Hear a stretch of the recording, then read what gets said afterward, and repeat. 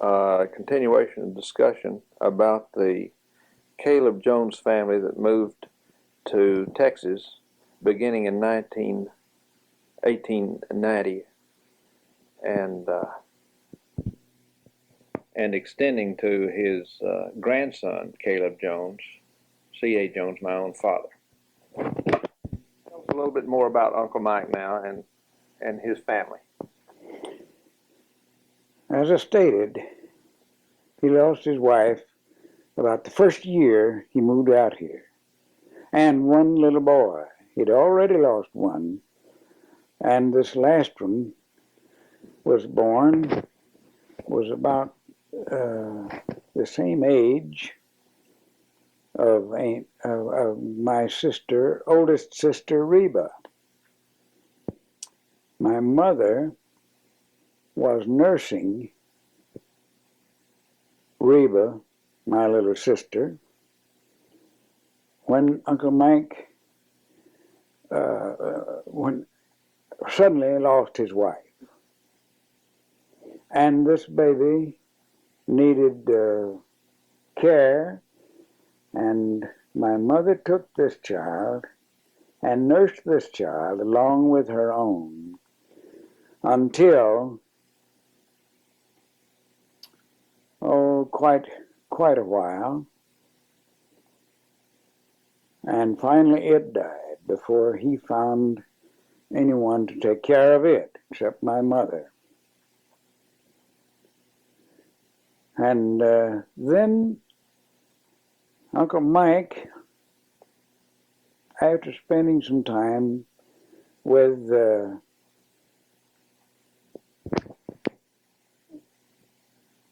my father and Aunt Martha Ann, moved to Moody from Bland, and went to work himself, I think, in gin, a cotton gin. I'm not sure about his manner of obtaining possession of a gin. Later on he did. He finished his life in the gin business. But the daughter, Minnie, who was the oldest, and was about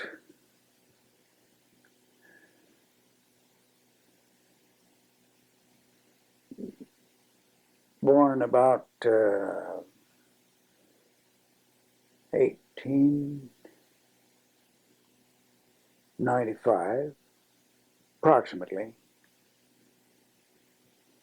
And Ernest, who was born about 1891, and Gladys, who was born in 1895, incidentally, the day before I was born. She was born. And they grew up and were educated at Moody. And all of them are gone now except Gladys.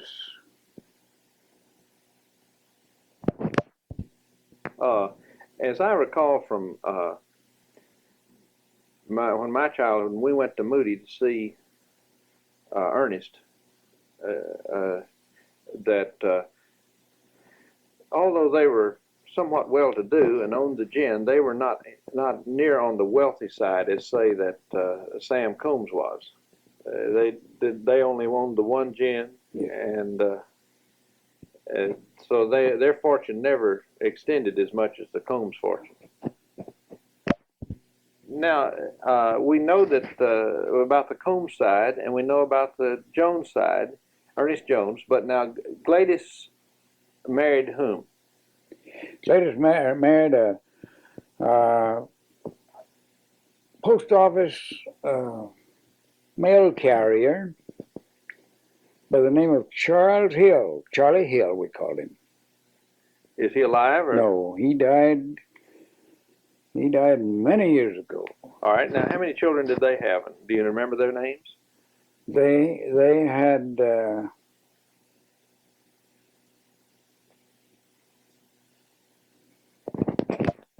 Wait just a minute.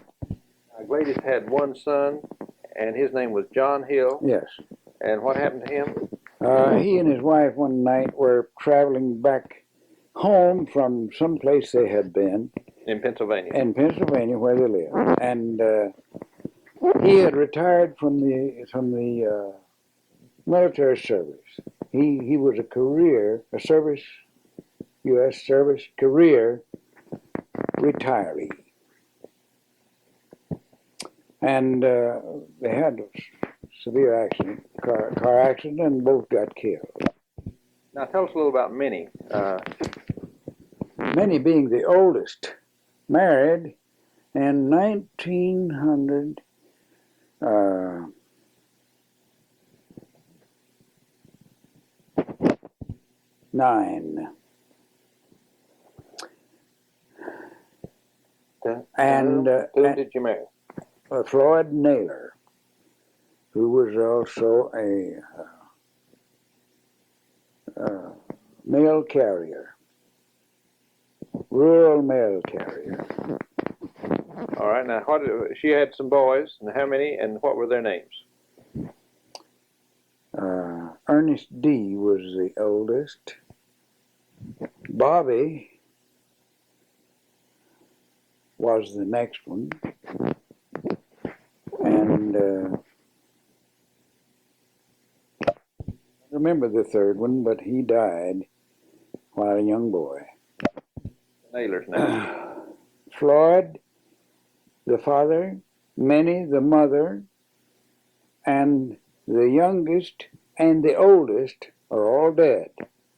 Bobby still lives, the only one, and I'm not sure whether he lives in Moody or Temple. He had lived in Temple when his mother died. I don't know whether he's still there or not. Are there many Naylors, descendants of that?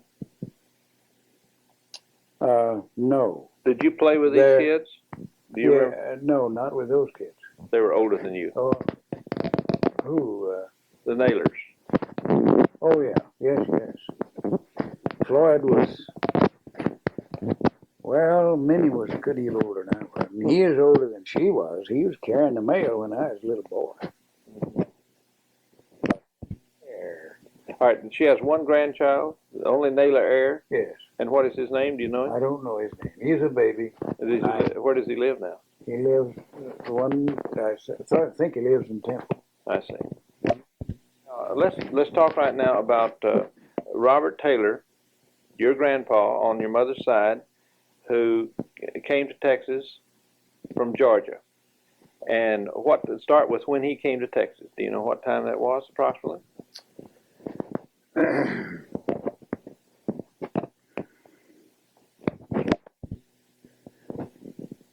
My grandfather Taylor was in the Civil War. When he was mustered out in '65, he came to Texas. And my best information is that he landed in East Texas stayed for a while. Do you remember what town or anything? No, don't remember any town, any place, except that it seems that he drifted then on west into Bell County after a while and met my mother. Did he come alone or did he come with his brother? I don't know that. Okay. Don't know when his brother came. Okay. Then tell us about him meeting your grandmother. Then he came on and he ran into the Clements family out here and married my grandmother. All right. Now, what Clements family was that? Who was Nancy Clements. What was her father's name? Her father's name was, when he met Nancy Clements, they married. The story is that he wanted to marry, and her father didn't want him to, told him not to. Stay away from me. One day he rode a horse over to the Clements home. You say his mother didn't want him to marry? No, his father. Her father didn't want him. Oh, I saw. Go ahead. All right. And after a few minutes, they both made a run for the horse. He threw her up behind the saddle. He got in the saddle, and they both rode off on this horse and got married. It seems that there wasn't much trouble in becoming reconciled with the father-in-law, but they came back after a day or two, and everything was made all right. Then in 1872, on June 11th,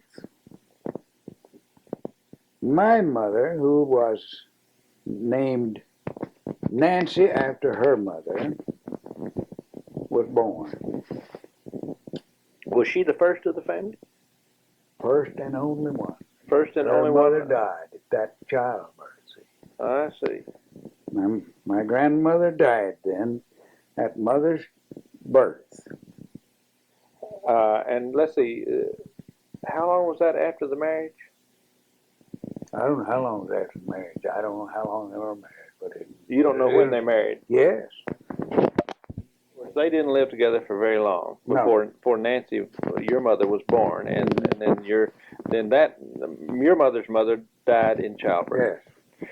Now, was this who was the Indian in the family?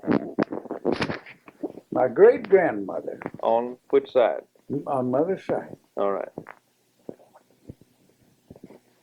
And so many of our children had the Indian features. She had a sister, twin sister, my great grandmother, and they were like two Indian squaws. See, mother had a picture of them, and they were all featured, had the Indian features. Some more than others. Do you know anything of the circumstances about those marriages? No, Why? Nothing at all. I don't know anything about the birth of grandmother, her parents, or anybody concerned, except she married Mr. Clements.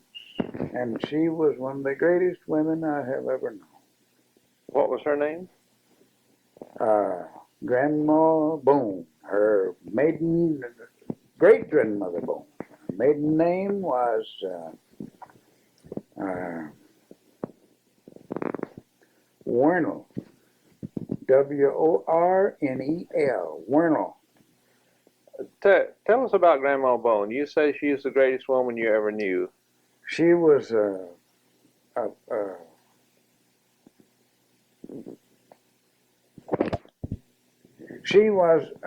Comanche descent.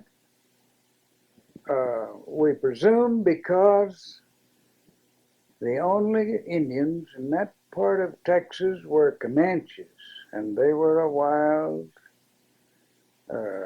bunch. They committed atrocities. What do you call killing? In East Texas, of families occasionally. And massacred the families. Yes, one right close to where a lot of her descendants grew up. And we don't know exactly how much Indian blood she had. It's assumed that she must have been about over half Indian, because her features are all so much Indian. Grandma Bone? Yes. Uh-huh. Her sister the same way, her twin sister. They were black twins. And we don't know anything about her. Anything at all about her. Never knew. Well, tell us a little about Grandma Bone and why you think she's so great. What was about her character and the strength of her character? She was one of the most religious persons you could find, and a very firm, determined person to teach the right thing and live the right way and treat everybody right. Everybody loved her. Nobody ever spoke anything but goodness about Grandma Bone. Is this impression come from your close association with her, or from what your mother Nancy told you? Both. Did you see a lot of Grandma Bone? Oh, yes, quite a bit. Where did they live? They lived at Copper's Cove. She lived at Copper's Cove from the time I was born. I don't know where before that, but it must have been out in there somewhere. Anyway, incidentally, Grandma Bone took my mother when my grandmother died, took my mother and kept her and practically raised her to where she's a great big girl. That's where you think your mother got the character then? Yes, I know mother learned a lot from Grandma Bone. Did she not live with her father then? Oh yes, she came back to live with him. He married again, and after he was married a while, she got up big enough. He took her back, and he raised her. And Grandpa Taylor, yes, and his second wife, and Grandma was. All right, now go ahead. Bone was just known to be good to everybody, and firm, staunch character. And I began to know her when I was a baby, as far as that's concerned. Mother took me to Copper's Cove to visit out there when I was a baby. My sister was nothing but a small baby. I wasn't a baby so much. I was a year or two old. But after that, she'd go every once in a while to see Grandma, because Grandma was her acting mother till she was a great big girl, she said. All right, now was Grandma Bone, was she a Bone? Was that her name? That is her name. That is her second husband's name. What was his? Incidentally, she married after her husband died. I see. And never had any children by that husband. But it was Mr. Bone. I see. I don't remember his initials. In other words, that was Bone was her second marriage. Yes. Okay, so her first marriage, she was a Clements on the first marriage. Right. All right. All of her children and her descendants were Clements. Of course they were Clements. They were descendants of Mr. Clements. All right. Now, Grandpa Taylor married again after Nancy, his first wife, died. Yes. At the childbirth of your mother. All right. Now, who did he marry this time? Married a woman named Dillon. And she had 2 children. And what are their names? A daughter and a son. The only one I remember, she told me the girl's name, but she remembered Charlie so well, mentioned Charlie Dillon so much because they were the same age. She and this woman's son. Now, I don't know. The girl was, I believe, older. I'm not sure just anything about her name. All right. Now, where are they? Where are the Dillons? They came from Alabama, I believe. Okay. Now, where are the? But we know nothing about the Dillons. She said he went off back, she thought, to Alabama after she left the family and after they grew up. All right. Now he was. But Ms. Dillon died. Not too long. Who is Charlie Dillon? Is he was Grandpa's stepson. I see. All right, did she have any children under Grandpa? Yes. Taylor? All right. Now who are they? That's what we want to know. The oldest was Maggie. And Meg. And the next one was John. Uncle John lives in Ballinger. Lived in Ballinger. He lived in Norton. Well, no, he lived there till he married. And then he went up into, what is that town? He comes with him and stop up there with him. See? You remember that? No. that was when we visited Old Grandma Taylor. Grandma Taylor in the old home out there at Norton. And that was Uncle And John. Uncle John was down there. Yes, I remember meeting Uncle John. Well, he was Uncle John Taylor. All right, now that's all. Uncle John and Aunt Mag and who else? Aunt Laura. And Aunt Laura. She's the one who lived across on the farm there. Remember when we went out there and we took the dog's name? Jeepo? The little dog, Jeepo. Yeah. Got out in that pasture there and looking for started chasing prairie dogs. There's a big old cat out there got after him and chased him back in to the house. Yes, Jeepo died in 1941. He was screaming. Yeah.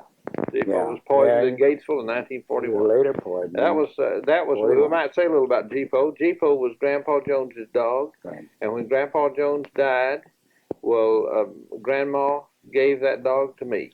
Right. And we kept him till 41.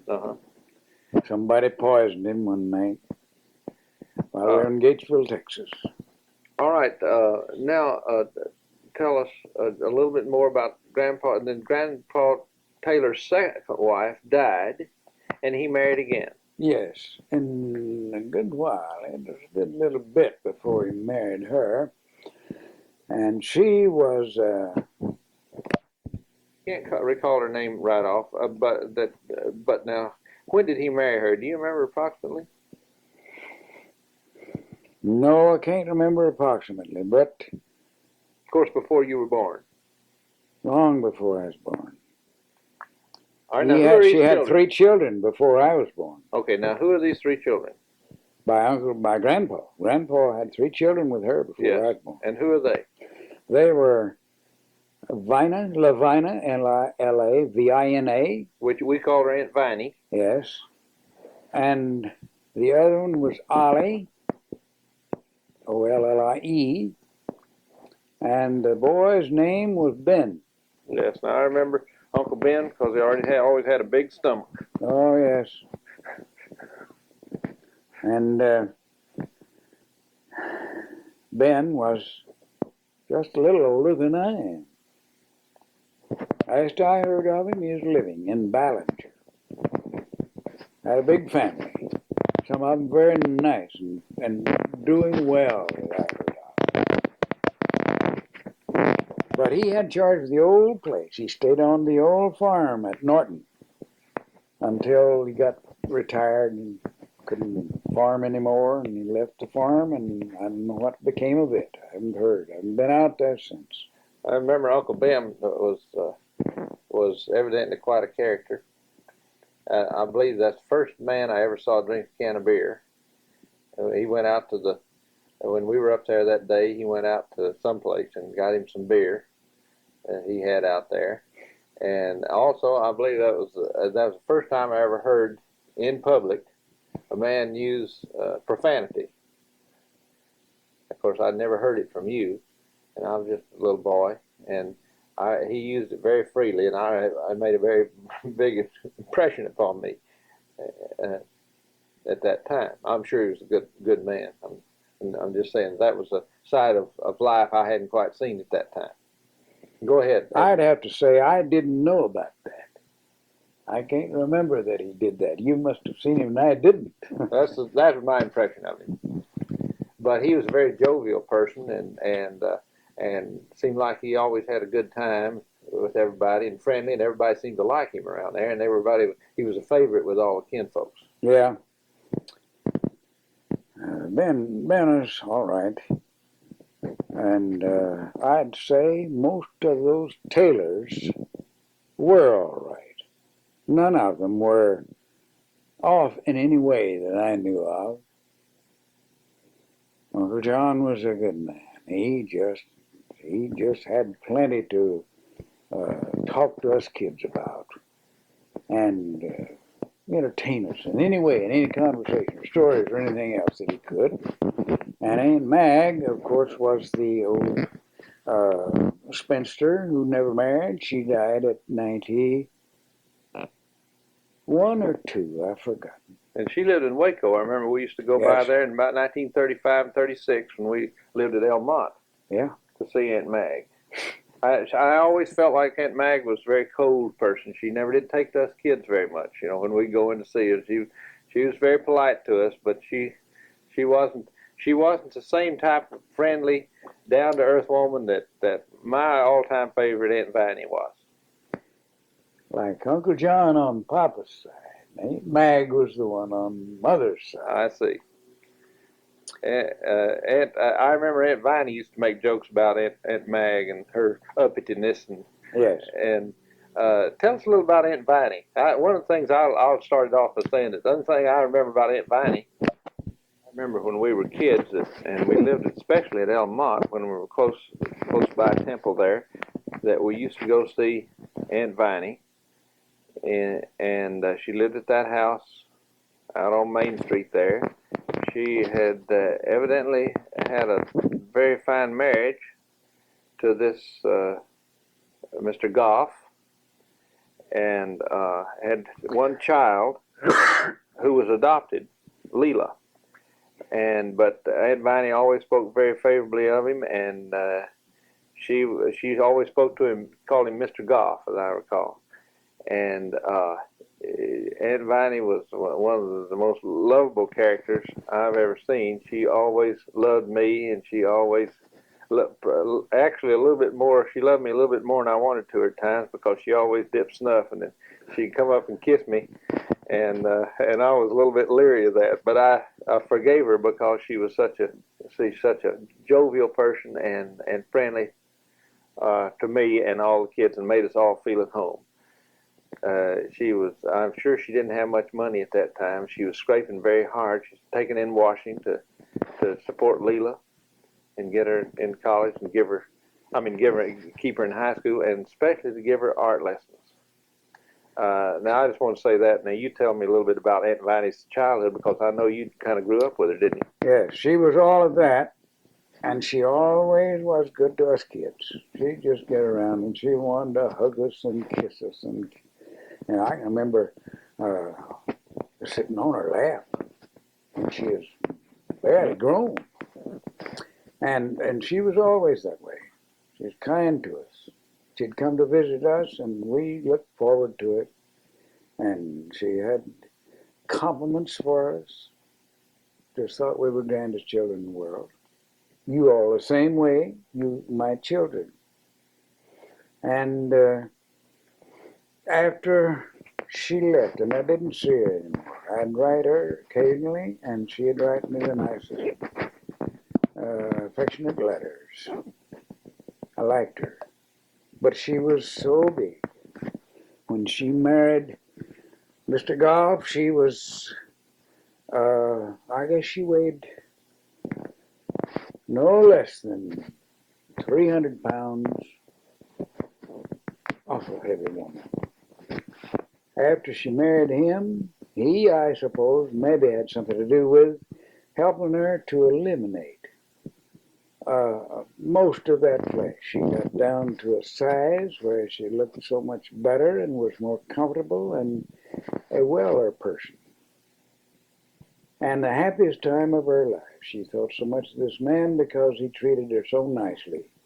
And he considered her just as important to look after her if it had been one of his children. But he had to pass away. Was he older than she was? Yes, considerably. Long before she did. And long before the child was grown, she had to raise that child and get her through school and try to give her educational advantages.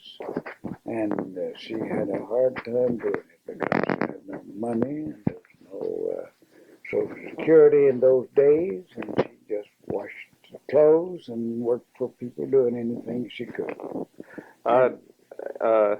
Let me tell a little story, because I remember part of this life a little bit. I remember the only time that I went up to the old home place, the old Taylor home. Well, Aunt Viney and Leela went with us. And we went up there and took a picnic lunch, as usual in those days. probably crackers and cheddar cheese, and something to drink. And there was this little pond out there, and they had the people that lived at the old home place at that time had a rope swing over that pond, tied to that big old tree that's standing right there by the waterfall. And so we thought that was great fun, and we got on our bathing suits, or got in our shorts. I believe we didn't have our bathing suits, and Leela didn't have a bathing suit at all, and she was getting to be a pretty good girl, big girl there at that time, probably 12 years old or something like that, and she was probably reaching puberty, and so Aunt Viney didn't want her to take her clothes off to take the shower baths that Bob and I and Sue did in under the waterfall there, which I remember was so cold it just took your breath away. You couldn't stay under there for a minute. But anyway, it fell into this pond that was part of that creek that we've already talked about that came by the cow lot out there in the barn. And but it was really a nice little pond there, see, not too deep. And so the idea was that we'd get this rope and swing over the creek and go to the other side. Well, I had done it, and Bob was real little, and I don't know whether he had done it or not, but Sue had done it. And then Leela decided she'd do it, and she had on her best Sunday dress. And you and Aunt Viney and Mother were over sitting down probably at the someplace talking in the car maybe, or the table. I don't remember what the situation was. And so Leela swung out over that creek, and instead of jumping off at the other side like the rest of us had been doing, she hung on. And of course the rope acted like a pendulum and got shorter and shorter and shorter, the throw, until there she was stranded out in the middle of that creek with that rope and her Sunday dress on, screaming and hollering. And then Viney came, and we tried to get her, and so finally Leela's hold turned loose because she just couldn't hold on any longer, and she fell into that water with that Sunday dress on. And I never will forget the sight of her coming out of that it was a sort of a thin boil type dress, real pretty as I recall, with some flowers on it. And it was absolutely stuck to her from the top of her head to the bottom. And Aunt Viney was so mad, she just could. And Leela, of course, was laughing. I never saw Leela. She could be kind of spitfire at times, but she was all the time a good time girl. Mm-hmm. Well, I just wanted to tell that story. Viney would come in. When you'd come in, she wouldn't have enough money to buy snuff, and so you would come in and you smoked a pipe at that time, and she'd reach over and get that tobacco pouch of yours and reach in there and between her two fingers, get a great big wad of that tobacco and put it in her mouth. Yeah. And I can remember she could spit across your knee into a can and never even miss it. It was always the most amazing thing to me. Well, you tell me a little bit about Aunt Viney now on your side. Well, she came up under that influence with boys, her half brothers. A lot of them. She had 2 or 3 half brothers that Grandpa brought up when he married her mother. And there was Uncle John, and she was just a regular tomboy. How many children do you think that Uncle Bob Taylor had in his family? Grandpa Bob Taylor, I'm sorry, had in his family there at the old home place at one time? In all, the marriages of my grandfather, he had 7 children of his own from these 3 wives, and 5 stepchildren from those 3 wives. And they all lived at one time in the old home place there. Yes. Up on the hill. They all lived there at one time. No wonder he prospered. He had plenty of hands, didn't he? Yes. He was after labor force. I remember you saying that about your father, that he felt like that's what children were for also, for he knew a tenant farmer with a lot of children, especially if they're mostly boys, didn't matter too much. Girls could work in the field too. He had a better chance of getting a good farm to rent if that landlord knew he had lots of home people to help work it. I see. The landlord was kind of particular about who he rented to. It helped. Kind of Sure like did. landlords nowadays. Yes. Now, we covered the children of Uncle Bob Taylor pretty well. Now, else we know also what happened to Nancy, but what happened to the rest of them? We know that Uncle Ben's out in West Texas. We know that Uncle John's was out in West Texas and married. What about Aunt Ollie and Aunt Laura and Aunt Mag was an old maid? What about Aunt Ollie and Aunt Laura? Aunt Laura had only 2 children, Who'd a she boy and a marry? girl. She married Bob Crockett. Right, I remember Bob Crockett now. And they bought part of the original farm there when it was the will was probated and they all got their part. He got his. Of course, Aunt Laura got hers. And he happened to have been a renter of this farm, part of this farm, when he married Aunt Laura. So they got their share, and then Mother sold her part of the farm to them, and they bought some of the others. I don't know just how much. All right, now how about Aunt Ollie? And Aunt Ollie married a fella and drifted off to Atlanta, Georgia.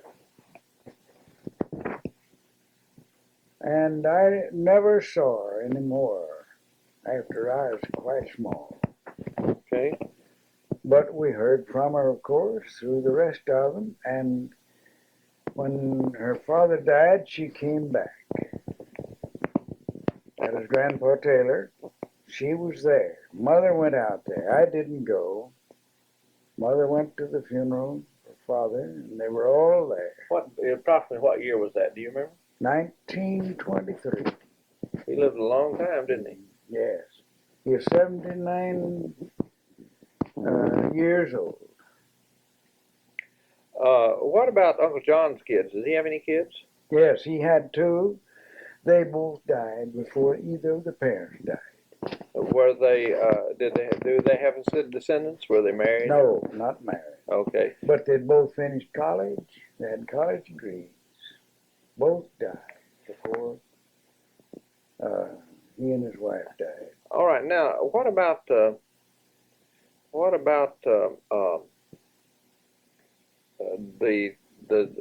children of Uncle Ben? Where are they? Do you know anything about them? They're scattered everywhere out there. All doing well, the last I heard. All right. And I can't even remember their names. And Aunt Laura's, the Crockett's, they're still out there? Yes, they lived, let's see, one of them. There was a girl, I remember. What was The her name? daughter lived at,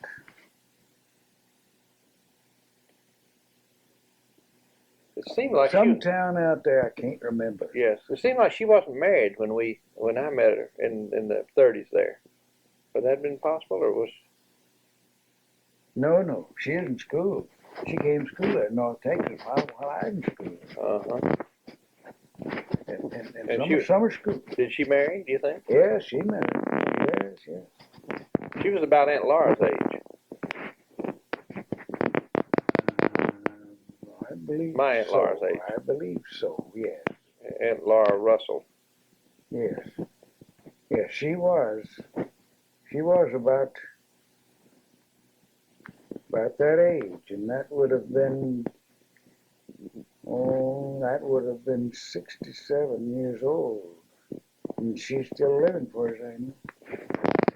And I saw her, the last time I saw her was at her mother's funeral. I went to her mother's funeral. I got out there for April Artist funeral and didn't make it to Aunt Mag's because she's dead and buried before I knew about it. Nita told me, but it wasn't until after it was too late for me to go. And they live, those two, the boy lives at, what's that town above there? That 15 miles northwest of that in another county over there. Never did really know Grandma Taylor because she moved away 3 years after you were born. She moved to West Texas. Mm-hmm. Is that right? Mm-hmm. But I remember her as a very old lady back in the 30s. Yeah. And do you have any idea when she died? Yes. This is Grandpa's third wife. Grandpa Taylor's third wife. Pretty close to it. Grandma Taylor, the last Grandma Taylor, the last wife of Grandfather Taylor, died early in the 40s. Must have been must have been 43. All right. You have a scar on your finger. You said you'd tell me a story about that. One morning, while very young, I must have been about 4, my sister 3. I was a year and a half older than she was, but about that relationship. Mother went outside in the yard to start fire around the wash pots and get ready to wash that day. While she's gone, she told us now to be careful. Don't get any knives or anything around here. We were finishing eating our breakfast. Well, there was a big cedar splinter lying over in the wood box there, and it cut so easy. I was determined to find out just how that butcher knife would cut that, and I got a hold of one that was plenty sharp. And trying to cut it, and it cut through my hand and sliced off that skin on that finger, all but a little skin on the back side of from where I was cutting. And the blood flew. I came in screaming. She came in the house and found out what happened, ran for some turpentine and a rag to wrap it up in, and fix me up. She did. It got well, but I still carry a scar on my left forefinger that shows that wound, that accident. And I never bothered a butcher knife anymore. I have a butcher knife story. It's somewhat similar to that, and except that it involves Grandma Jones. When we were visiting during the summer at the farm there in Denton County. Oh, incidentally, before I tell this story, what was the date of this? Was this was at the old home place that you're talking about? The old home place. Well, before you were 5 years old, somewhere right in there. Before we moved away from that grandfather's original home there. One he built. All right. You know how on Sunday afternoon Grandpa raised watermelons, you know. Yeah. And so on Sunday afternoon we used to go out under that big oak tree out there where we parked the cars, and either there was a table out there or a workbench out there or a wash bench or something. I've forgotten what was out there. And Grandpa would go out in the field and get a watermelon that had been in the shade and bring it up and cut it. And of course we'd have to save the seeds. He wouldn't pull anything but seed melons. And then we'd eat the seed melons, and we couldn't salt it until we'd saved the seeds. Even to this day, I have a guilty feeling about eating the watermelon and salting the seed, because in my early years, we never were allowed to salt the seeds. And I remember you would catch me salting the seeds and Grandpa wanted to save them. But anyway, I remember this old butcher knife, an old blonde-handled butcher knife that Grandma had that they cut the watermelons with. And so somehow in cleaning up the watermelon mess out there, that thing was left out there.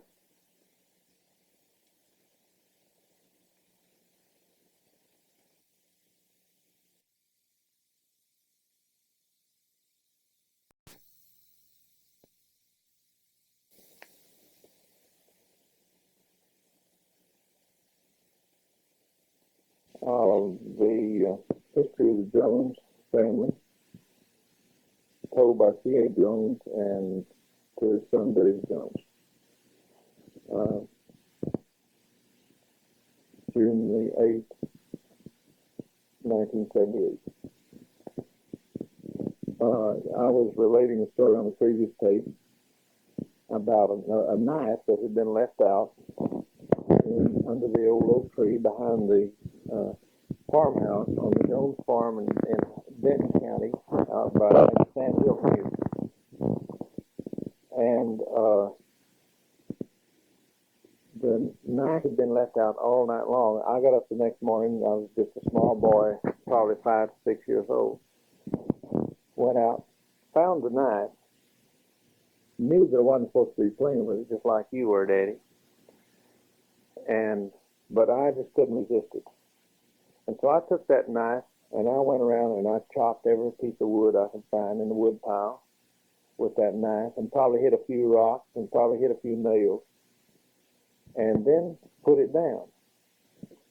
Well, then Grandma came out and found that knife out there after she probably going out to do the washing out there to a little big black wash pot she had out there. And she found that knife, and it had big nicks in it all through the blade. And of course, I didn't realize I had done that. And I didn't realize that I had destroyed it.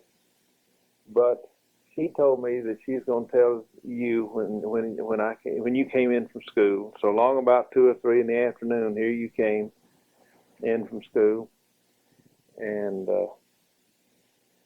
I don't remember whether I got a whipping for it or not.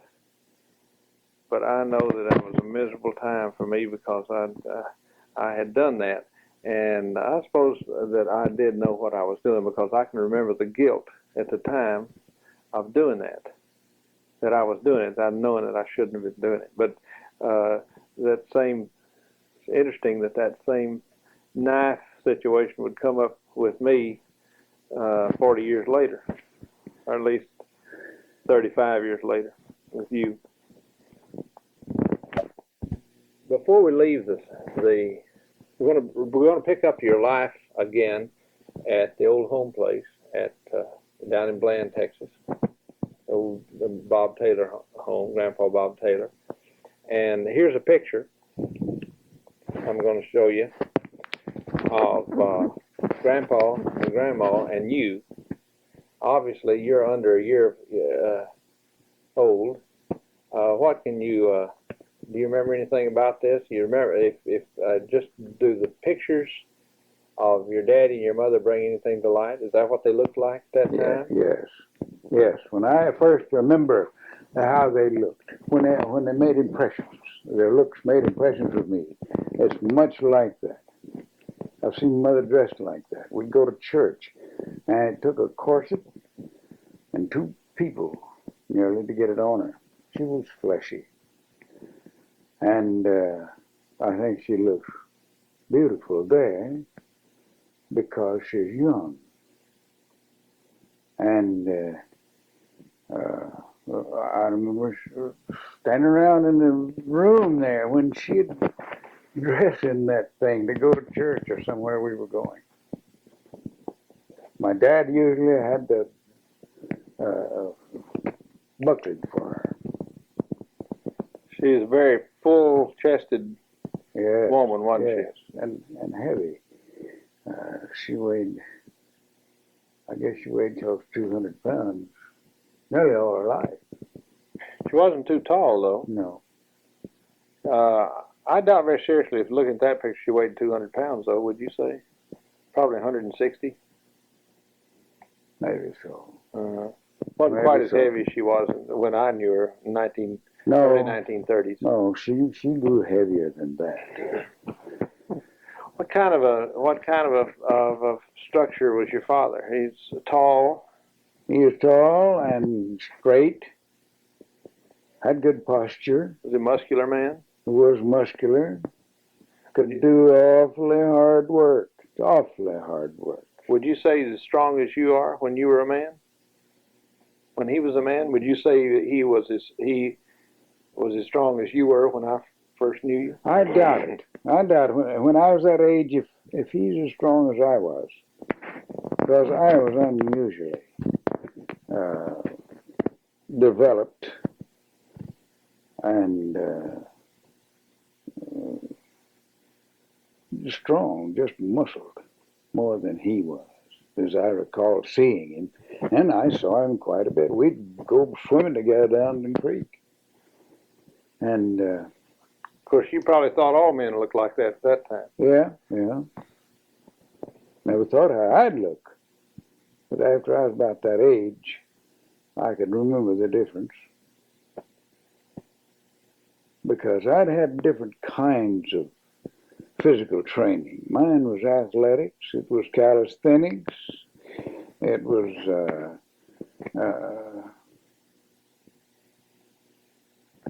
lots of developing exercise other than just arms and back and legs like farm work would do. Yes, but I've sat here looking at a later picture of you, and before you ever saw athletics or had any kind of organized athletics, and I can see your neck's very muscular, and your legs and your body is already developed as a teenage boy. So a lot of that was the hard work you had on the farm, plus hereditary traits from grandma and grandpa, especially from grandma. Her body style. She was short, yes, and broad shoulders and broad hips, and she was a heavy woman, even if she had been slender. Big boned woman. yes, Strong, muscular woman. yes, she was very durable physically. Tell me now, 1900, you said you finished out the crop year, and you decided your grandfather decided to move to another location, another farm. Mm-hmm. Why did he decide to give up this old home place?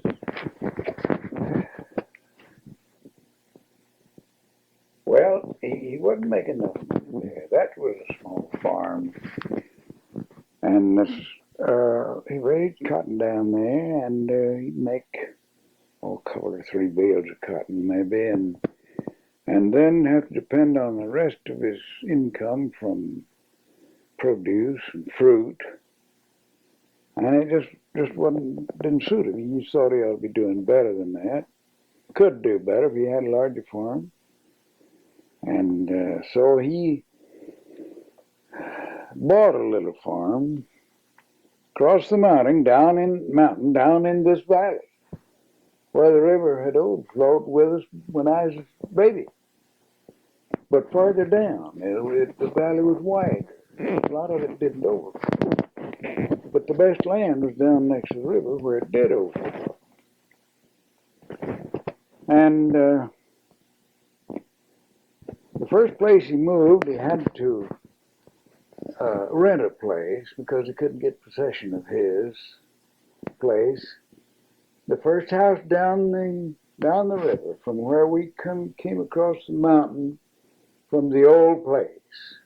First house down the river toward Belton. Talking about the Leon now. Yes, down the Leon River, was for rent, and he couldn't get possession of the next farm down there, which he had bought. He bought a farm.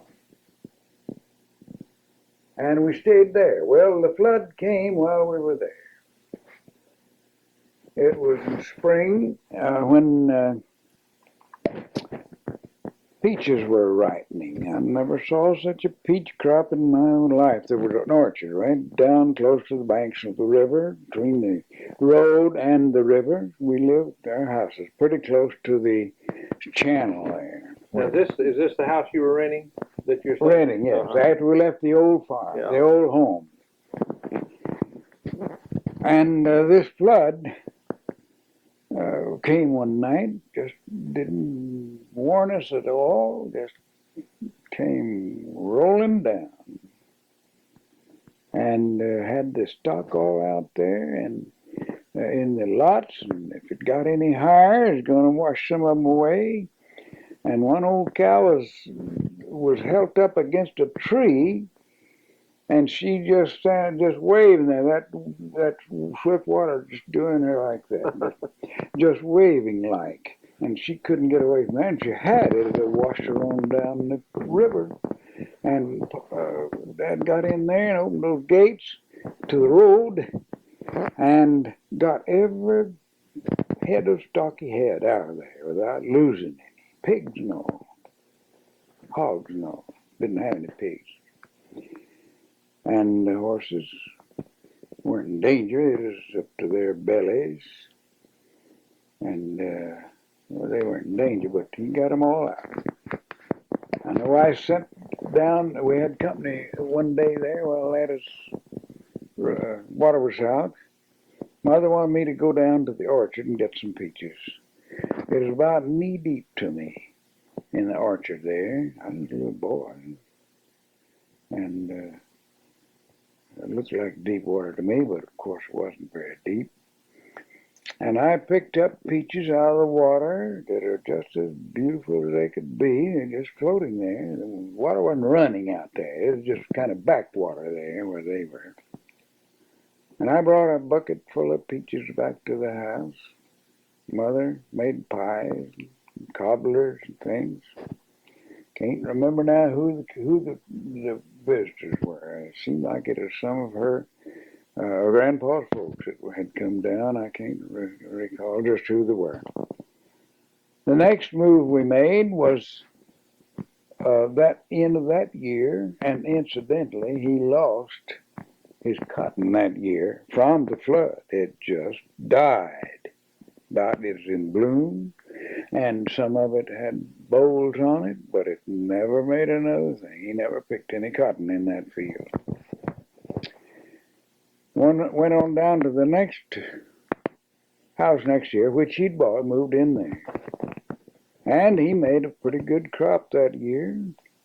Didn't have an overflow to hurt anything This much. must have been 1902, is that right? Let's see.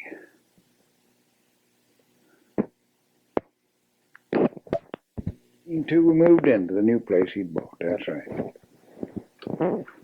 Why was it that you couldn't get into the place that you bought, couldn't get possession of it? It was already rented to a guy for the rest of that year. I see. All right, now, did Grandpa Bob Taylor still own the old home place when you all moved out, or it had been sold? He sold it pretty soon, but I'm not sure that he sold it before we left there. I'm not sure. Mother told me, and I've forgotten when that he decided to sell the place. We had to get off of it. That is one reason, I guess. But Dad didn't like that driving all the way to Temple with a team every time he had stuff to sell. He wasn't making expenses hardly with that produce. Took a lot of his time. Yeah, so much time. All right, now you moved into this new place and you bought it. How did he manage to finance that? Did he just borrow the full amount, or did he pay the person that he bought it from, or? That I never did learn a thing about. How he financed that, I don't know. I think he got it dirt cheap in the first place because it would flood. Uh-huh. And those people down in there just didn't like that land that would flood. And it therefore didn't sell good, and it wasn't expensive at all. I don't know just what he gave for it or where he got the money, but I remember mother talking about there wasn't any trouble for him to buy it, and he made some money there. He made some money on that place. How long did he stay there? In spite of some floods that killed the corn one year and got into a oat field that he had down there, and those oats were as high as the ceiling. I never saw such blades and as many oats on a piece of ground in my life. Sure, the flooding kept it relatively fertile. It did, but it got over this. It washed it down. It leaned down and ruined it. A lot of the oats that year down there. But he made good wheat crop there. Above that, the flood didn't bother him much. And part of that, he had Thrasher come down in there one year. There wasn't another place down in there that had enough wheat to fool with except him. And he made big yield of wheat. So he was getting to where he was pretty well off. At least he was making some money. He had some money in the bank. Yeah, for his efforts and his location, the kind of ground he had, he did. He did all right. In other words, if a farmer had a pretty good year in those days, he could bank a lot of money. Yes, because things were cheap. Didn't have to buy much. Could raise it all, you know. Yeah. Practically. Well, did he sell any pigs and calves? Yes. He raised hogs. He had some of the prettiest hogs. And, of course, had calves. Well, where did he get his feed? Where did he get his feed for the hogs? Oh, he'd raise that corn. Corn's all he fed him. I see. And he fed them the whole grain, which wasn't good. Nobody would do that anymore, but that's why he was feeding his hogs. Just on the cob, right? Yeah, let them shell it themselves. That's right. And they could do it. What about cows? How many cows did you think he had? He had 2 cows, milk cows. And that's mainly for milk. Yeah. He didn't try to raise any cows or cattle for beef or anything? No, it wasn't a cattle deal at all, just milk. Oh, okay. How about horses? What kind of horses? Just work horses? Yeah, work horses. He had 2. Never had a riding horse or any kind? No. Couldn't afford that. Old Charlie, we could ride old Charlie, but he was a trotter. He wasn't a saddle horse at all. I see. And he had a big old mare. Big old mare. Looked like a French Persian almost. And that made his team. That old horse he had called Charlie, and old Nell. Remember that so well. She was a crank. He couldn't put a bridle on her, hard to save his life. He is big and strong too, and tall. Taller than I am. And he'd go to walk up to her and put a bridle on her. She'd whirl and kick at him. And sometimes I've seen him throw sticks and boards at her, just like he's trying to kill her. She'd run away from him and keep him running around a lot. After we moved away from there, moved out on the prairie, he sold both of them. Got him some mules. How long did you live at this place now? We lived there about, most of 3 years. So you're talking about 1905, approximately, yes. When you, and then as long about this as Amy was born. Is that right? No, Amy was born in 1900 before we left the old place up there. I mean Aunt Nita. Yeah. Aunt Nita. Where was Aunt Nita born? Aunt Nita born in 1905. The first year we landed out on. No, wait a minute. I got my dates wrong there. I'm just thinking about something else when I said 1905. We left there in 1903.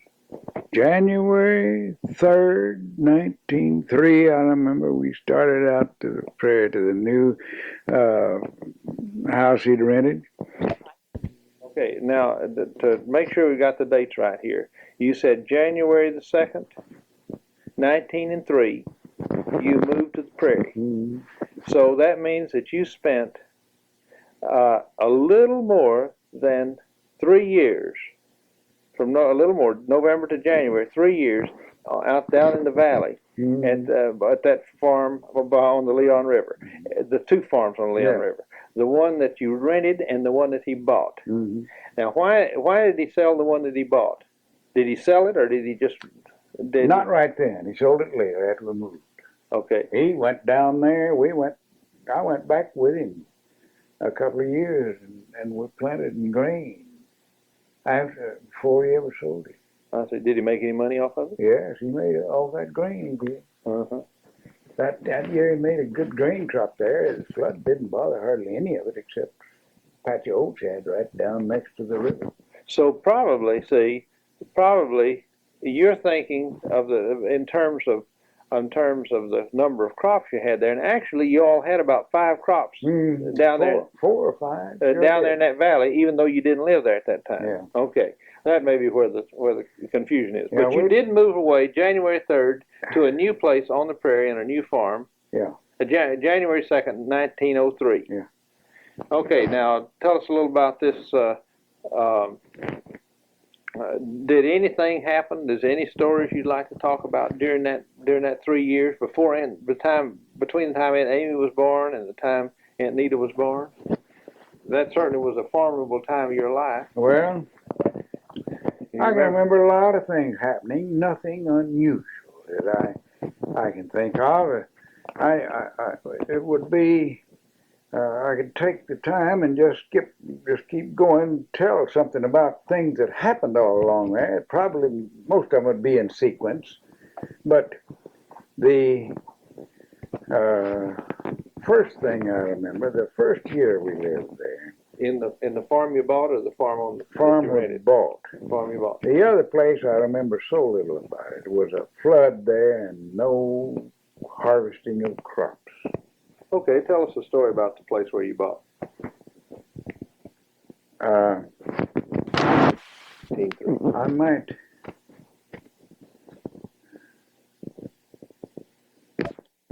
We don't. Well, the farm we moved to had bought was much larger than the farm we had rented up there before, and Dad planted some pumpkins and cashaws down next to the river there on some of that rich land. And I never saw this big melons in my life as I did some pumpkins he raised there. They wouldn't have gone laid down in a big wash tub at all. Some of them. And he would go off to work in the field and tell me by the time he got back in the evening, he'd want me to cut those things up, and he's going to put them in the horse troughs, the cow troughs, and throw some into the pigs. And he fed his whole stock nearly on pumpkins there for a good while. For as long as he made so big, and it was a good while. I'll tell you, these big old crooked neck cashaws were a lot heavier than I was that time. How did you manage them? And he'd lay them up there.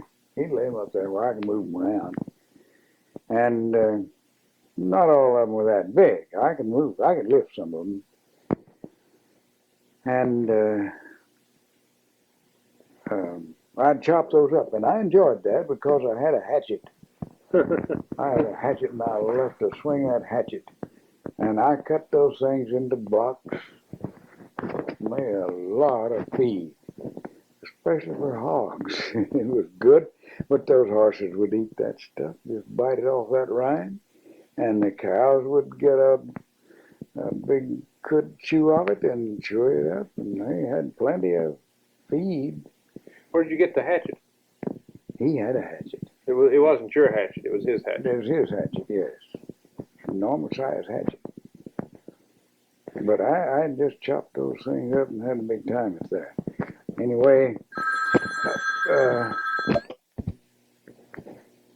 also I remember quite well he had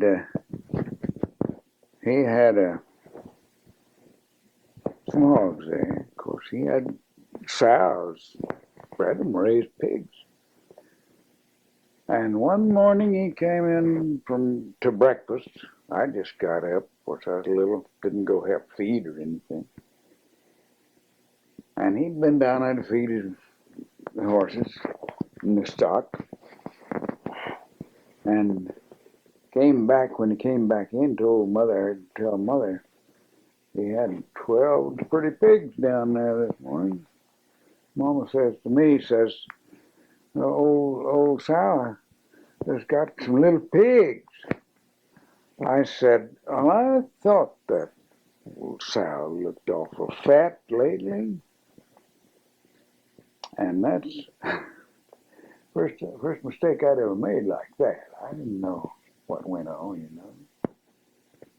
Except I was satisfied that's the way it came. I didn't know how, nothing about it. And she said, shook her head. And that's all was said about it. I remember that so well that I got acquainted with how pigs came that time. All right. She didn't like the idea you knew, though, huh? Saying anything about it in public. Oh, I see. Yeah. There's two sisters. Well, one was small, but Reba. That You got this on that 19th century Victorian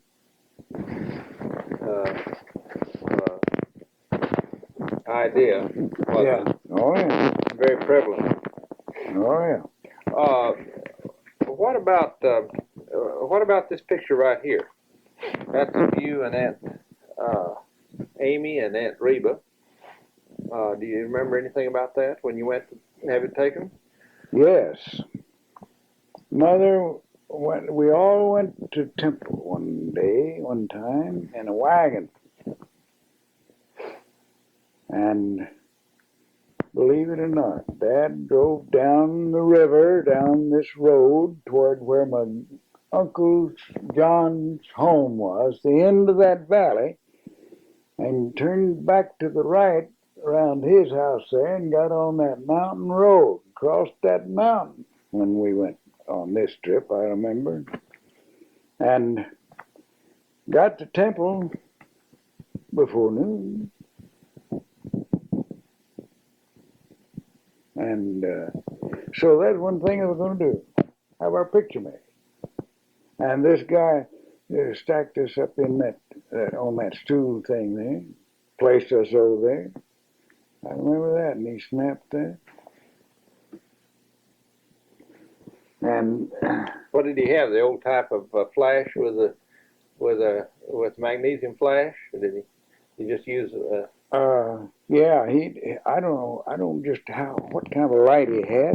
Anyway, he puts this thing over his head and looks in there to see to focus it. You know. Old type camera, open back camera. Yeah. Could see clear through it. Yeah. It's the first single lens reflex. Yeah. You look through the same thing, the same lens you take a picture of. Yeah. Now, let's start again. Let's go ahead and talk about moving to the prairie. But before we do that, there's one question I'd like to ask. What kind of church life did you have? Did you go to church every Sunday? Nearly every Sunday. Mother wanted to go to church. Did you have a circuit riding preacher, or did you? Yeah. How did he just came? Did he come every week, or did you have Sunday school just? It wasn't every week. No, we didn't have it. We didn't have it every week. I doubt if we had it much over once a month, maybe twice. In other words, the preacher came to your church once a month, and the rest of the time you just had Sunday school and prayer meeting and things like that. Yeah. But they didn't go much unless there was preaching. I see. Did any of you sing in the choir or anything like that? No. I never knew what a choir was then. They didn't have any choir sitting up there in front. Just the preacher usually led the singing, and the audience sang. What songs do you sing? Well, when Do the you remember rowers any of called up yonder and bringing in the sheaves and I'd have to look some of them up. them? I heard, Basically, the old gospel hymns. Is that yeah, right? just those old songs. Sweet by and by, Amazing Grace. Amazing Grace, and oh, there are plenty more that I remember learning then. How about Holy, Holy, Holy? Did you ever sing a song No, like we that? never heard of that That's then, in Little those High days. Church. Yeah, Okay. and What kind of church house did you have? Was it just a wooden shack? Or? yes, just a wooden building on the river banks up there, close to the river. It wasn't right on the bank; it's back some piece. And it is called. Uh,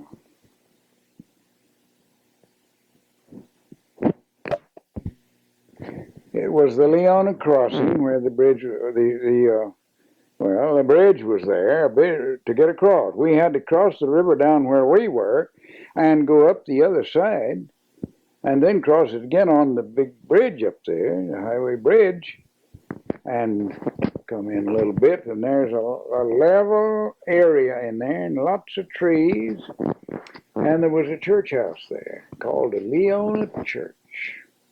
Leona Crossing. That is named Leona. They had a big tabernacle there. They had revival meetings under this tabernacle there in the summertime. What were they like? Well, they were built with wood, lumber, and had shingles, covered with shingles. But open on the sides. Yes, open all around. How about this? How about the services themselves? What was it like? Was it a fire and brimstone type of preaching? And usually was something like that. how about your dad? Was he very religious, or was it mainly your mother? Mother was a religious person in our family. He wouldn't go to church ordinarily if she didn't just tell him we were going and wanted to go. In fact, she said one time, not too long after they were married, she wanted to go to church. She wanted to go to some things. He said, kind of grumbled about it, she said, and said, I thought we were going to quit going when we got married. And she was telling me how disappointed she was to hear that. But he'd go, and that church now was on the same side of the river as our house.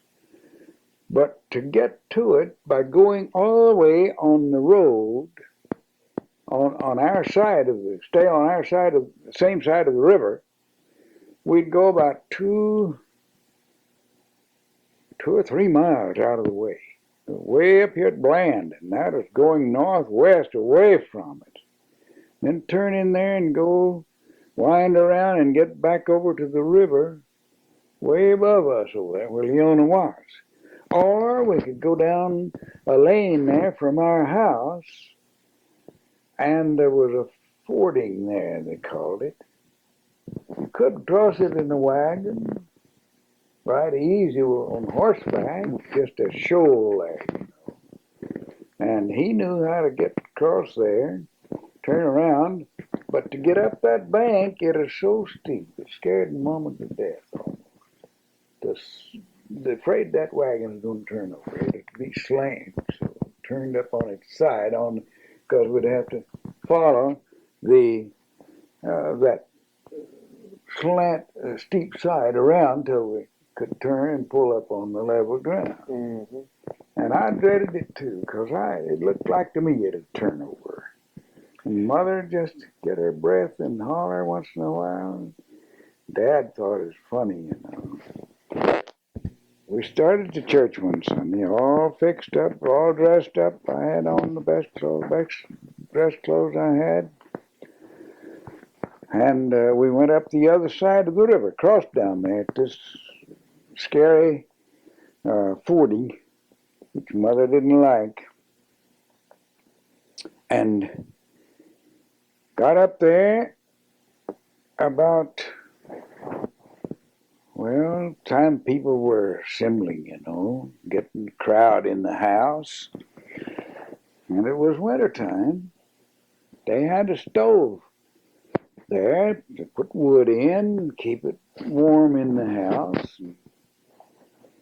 When we got up even with the church, we had to go above there to get to the bridge and then come back down the other side.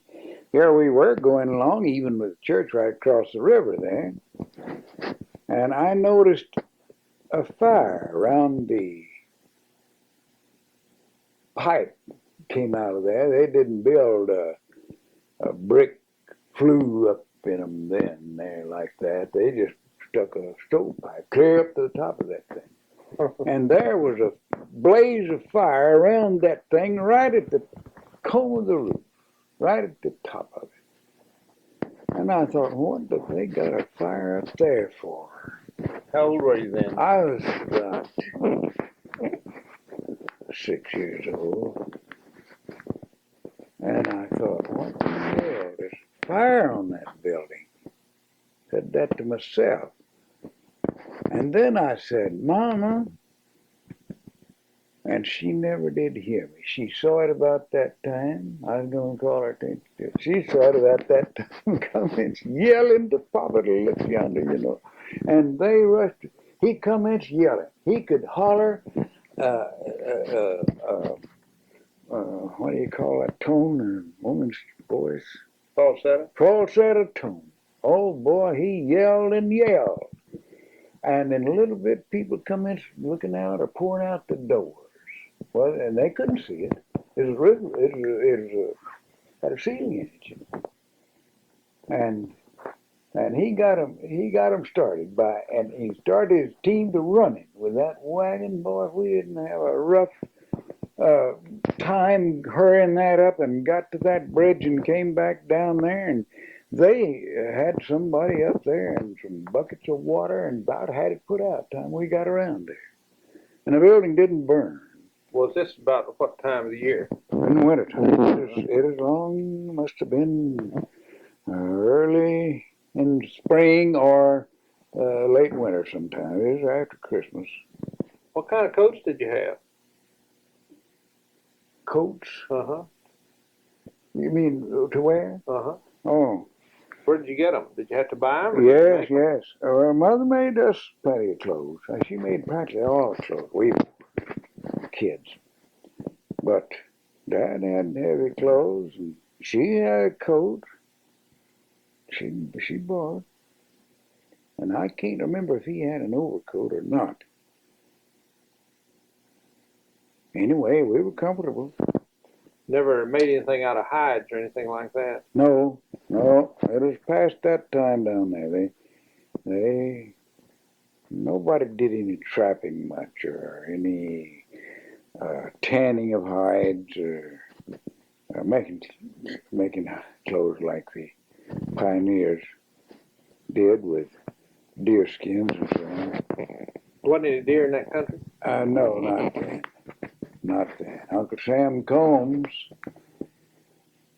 was down in there one time when he came down, and just before he crossed, no, he was coming down on that same side we were on going to the church, and there's a bunch of thick, high weeds down there between the road and the river. And he discovered a deer there one time and killed it. Killed a deer right there. And that's the only deer I ever heard of being killed in that country. Sam Combs. All right, let's get on to the move to the prairie. What kind of farm was it, and was it a larger farm, or just gave more opportunity for better crops? Or what? Yeah, it is a larger farm and prairie land. There were no stumps on it, no trees in it or nothing, just a flat, plain farm, something strange to me. I'd never seen anything like that. Did y'all have to do any clearing of land in the other farm? Oh, yes. Not on his. It was already cleared enough that he could farm. Now, he would keep some stuff cut down next to the river there and trying to get a little more land included there, but not much. Not much. Most of it is already cleared. What kind of crops do you raise on the prairie? Cotton? Cotton was the big thing. Of course, you had to raise feed. Well, that was black land, was it not? Oh, yes, it sure was. Black land, and it had raised most anything. Wheat, corn, oats, cane, just anything that he wanted to plant there. And he raised, of course, mostly for feed, corn and oats for hogs and horses and cows, and raised cane and got to raise a little maize sometimes. But it was good land, and this was most of it level that he rented out there. Incidentally, it belonged to Sam Combs, his brother-in-law. He rented that. Oh, is where you moved? Yes, where we moved to. And it was quite an experience for us because we had outdoor toilets when we got out there. I'd never seen one of them. What did you use up to that time? The thickets. Just the thickets? Brush, yeah. Grandma too? Yeah. There's nothing but a thicket on the side of that mountain. And we just made use of that. No outhouse of any kind like that. You mean the early mornings of cold weather? Yes, anytime. You went out there and... Anytime, yeah. It's the way it was. It's the way it was. Now she did have a... Flop jar? They called them chambers then. Uh-huh. It wasn't flop, what a jar. It was a thing with a handle on it. We still got one. Uh-huh. I thought some of y'all might want that. Cheap. Antique.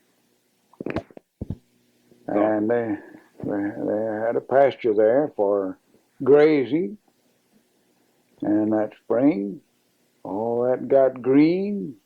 Dad had a place to graze his horses. And cows down on the river down there. When they got turned the stock out, just turn them out on the land. They graze on the side of that mountain all around there. Sometimes I'd have to go hunt them, drive them in. And so here we had a fenced-in pasture for them to graze in. And just a much better farm altogether. Yes, much better farm situation and a place to raise more stuff and more convenient and all. And a big, nice barn out there, big barn. Keep all the stock inside of it from the cold. And at that place where we first moved to the prairie there, along about the last year or two, we lived there, where I learned to milk a cow. I got to where I could go out there and milk the old cow by myself. Mother didn't have to go. Now, it was here that Anita was born. Yes, yeah. And you lived there until what time? We left there in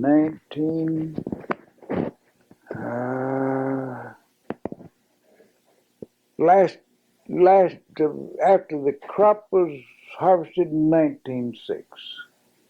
All right. We moved to another place Uncle Sam had bought over there.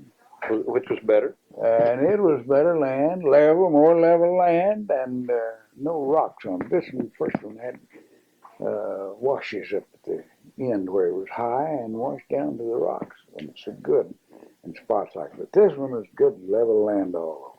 Did he make good crops at this place where the rocks were? Yeah, every year made good crops. They saved his money?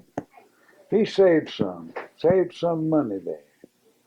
And we got over to the next place, and that was a good year. A good year. Price of cotton was low, but he made lots of it. What about Aunt Nita's birth? Do you remember anything about that? Oh, yes. And let's see, Aunt Amy was about 6 years old or 7 years old by then, and you Yeah. were 10, and Yeah. Reba was at least 8. Yes.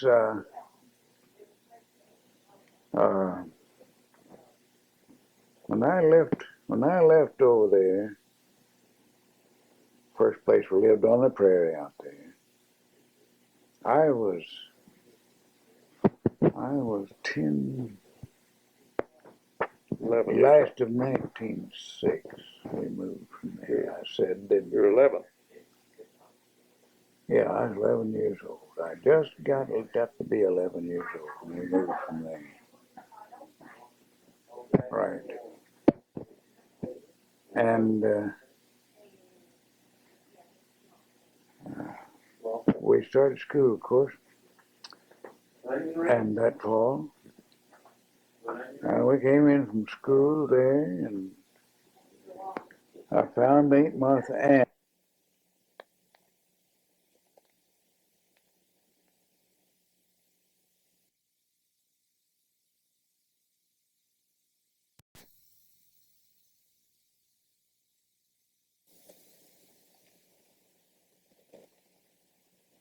Continuing the story of the Leon Valley Farms and the 2 Prairie Farms owned by Uncle Sam Combs. Continuing the story about the birth of Aunt Nita. All right, go ahead, Dad. And I wondered why Aunt Martha Ann was there.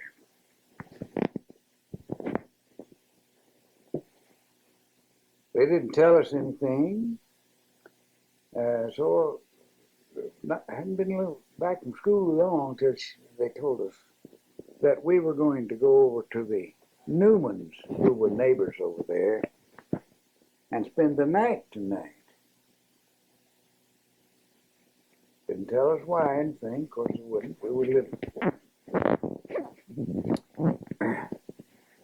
And we went on over there, had a good time playing in the house after supper. Had a good time. Finally all got to sleep there. And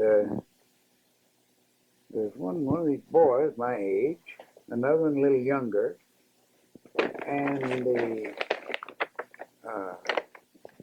oldest girl was older than I was. And then they had a little girl, 2 boys and 2 girls. Reba and I and Amy all spent the night over there. They had size children to match all of us, except the oldest girls. Reba was younger than I was, and the oldest girl there was older than I was, but we had a good time. Then we went home the next morning, and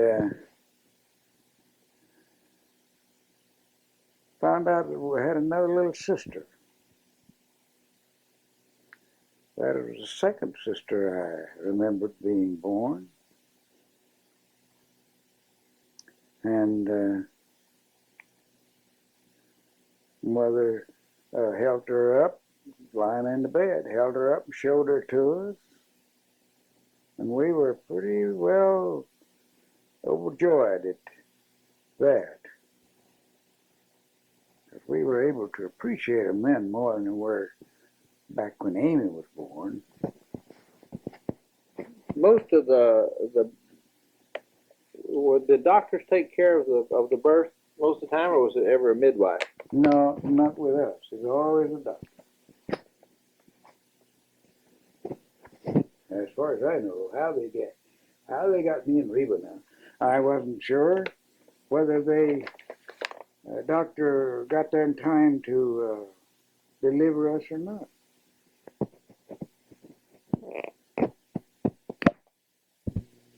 Where did you first start the school, Daddy? At what school and at what age and so forth? I was not quite 8 years old when we landed at this new home on the prairie. And the first Monday that came, as I recall, after we moved there, Mother and Dad had arranged for us to go to school, which was a country school back southeast from our house, at least 2 miles, I guess. And we walked across fields and pastures, and sometimes it's like a public road to get to this school. The name of it was Liberty Hill. And a teacher, One teacher? one teacher there, and his name was Mac Meekin, Mr. Mac Meekin. And we got started school there. They put us in the primer. And he didn't notice very carefully, or he would have given us a better opportunity, because Mother had taught us to read, and we had read that primer through, forward and backwards. And he kept us reading in that primer all that year. And we could just read it by memory, most of it. You and Reba? Yes. You started that out at the same time? Same time, the same books. We stayed together all our lives. So Reba must have been... the same together. Reba must have been... she was a year and a half younger Yes. than you. She had just... She started at age 6. Yes. She was 6 years old. Tell us a little bit about how the school operated. You are an old school teacher. You know how it operates. How many grades for one thing? How did he keep discipline? What did he do with one grade when he was teaching the other, and so forth? Yes, it was one teacher school, and they, of course, had the students segregated according to sex. Men and the boys all on one side of the room, one big room, and the girls on the other side. And about the highest grade I could remember being taught, as little as I knew about the upper grades, they got into some mathematics that must have been algebra. I imagine first year algebra is as high as they went in mathematics, and I think that would be about ninth grade now level, approximately ninth grade level. Do you think it was that high level at that time, or was it? Did they start it earlier? Well, they started a little earlier. So you're talking about 7th or 8th grade, probably. Yes, and they did have the farthest history that I can remember just listening to while a little primary student was United States history. I don't remember of medieval or ancient history or anything like that. And yes, this school had, I judge, between 50 and 60 students at all best. In the same room. All in the same room, covering the grades from the primer on up to approximately 8th grade, I imagine. It's as best I could remember about the subjects they were teaching. He had some grown boys, 20-year-old boys in school there. And they were men to me. I remember Corbin Lewis and Frank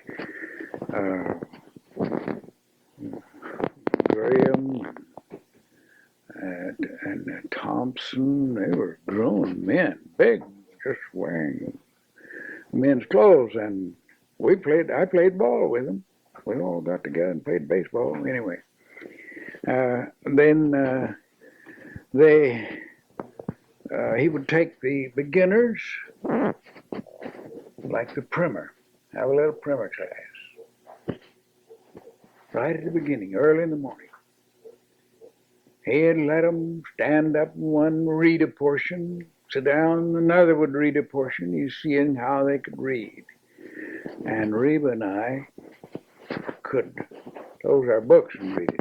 That's how familiar we were with the same primer that they were teaching. Mother had taught us how to read, and we went through that thing like a tornado. And then he'd call the next class up, which would be the first reader. Didn't have grades, it just went according to the readers, how they were classified. Reading level then. Yes, the reading level. Something they're kind of going to right now in schools, trying to be. And he'd hear a class of them. Wouldn't take long. He didn't have long, because he hadn't had many classes. And he'd just keep going till he'd get through all the way through the grades or levels of teaching that he had there. And he'd try to teach grammar, and he started us in, no, he didn't start us in grammar either. I stayed in that primer all that year. Mother criticized him for it, and I didn't know any difference. Reba and I just stayed in that primer the rest of the year. Wasted that much school time, of course. And next year we had a different teacher, and the story is different altogether. Tell me a little bit about this man. How did he was he a harsh, stern disciplinarian? Yes. How did he keep discipline with 50 people with all of those different ages? You just to describe that a little bit. He had always a handful or a bunch of willow limbs standing in the corner of his room there, near his desk. And that was the only discipline he knew, to use those things if discipline was necessary. He didn't warn anybody. He just picked up one and went after him if he saw something that he didn't like or didn't want. And the first 3 days I was there, I got one of them. Deservedly so? I didn't think so. We had to play, the boys had to play on one side of the house and outside during recess and intermissions, and the girls on the other side of the house. We weren't allowed to play together, to sit together. He didn't even let them sit closely in class. Called them up to a front and set them on seats. They'd sit on one long seat here for the girls and the other one for the boys up at the front. He heard our lessons, what I called it. And he was a very quick-tempered guy. I reckon it was temper, I don't know, but he could see a boy smiling at something he knew he wasn't studying. And I've seen him pick up one of these things and go back there and just start slashing that boy sitting in his seat. He did me once. And later on, not this early, but I was going to get into the reason why I got the first licking I got there. And as I said, boys on one side, the girls on the other. Right out here was a fuel house for wood and coal. And during recess one morning, it was cold. The north wind was cold, and he wanted us to get outside. He didn't want to stay in the house. So we were outside, and 2 or 3 of us little boys got out there, and we got on the east side in the sun of the end of that cool house. We were standing there just talking, and the sun was shining, it's warm, and out of the wind, northeast, northwest wind, you know. And before we could take a second breath, he whirled around the corner and had one of these willow limbs, and he come in striking us across the front of the legs here, every one of us, right all at the same time, just fast and hard as he could. Stung a little, but I wasn't hurt anyway, except embarrassed. And when I got home that night, Mother'd always ask us, and that was the third day I was there, did you get a whipping today? She'd always told us, we'd get one over there, we were going to get another when we got home. Oh, I dreaded that because I knew she'd ask me. And sure enough, she did. And I told her. She wanted to know what for. When I explained it to her, she just dropped it. Never said any more. Never took up for me against the teacher or anything, but later on she did. Um, but you didn't have to do anything. You just had to make one little move to indicate you were doing something besides studying, whatever it might be.